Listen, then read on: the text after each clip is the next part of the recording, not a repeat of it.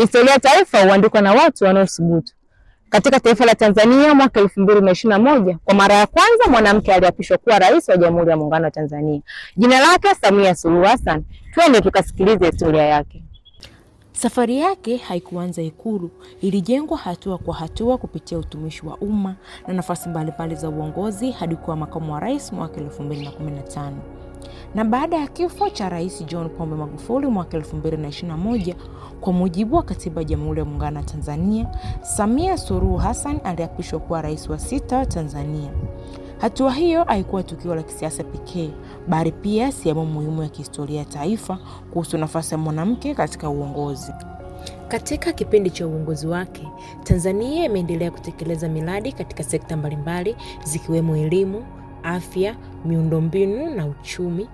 Aidha, ushirikiano wa Tanzania na mataifa mengine umeendelea kupitia ziara za kidiplomasia na mikutano ya kimataifa.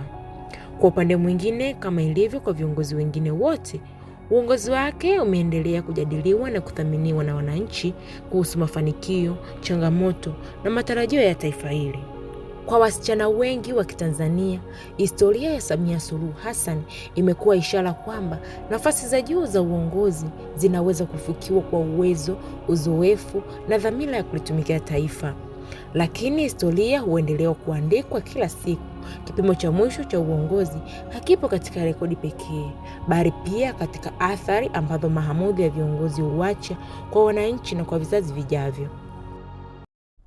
Safari ya Samia itaendelea kuwa historia ya taifa la Tanzania, lakini pia itaendelea kuwa simulizi la uongozi wa taifa letu.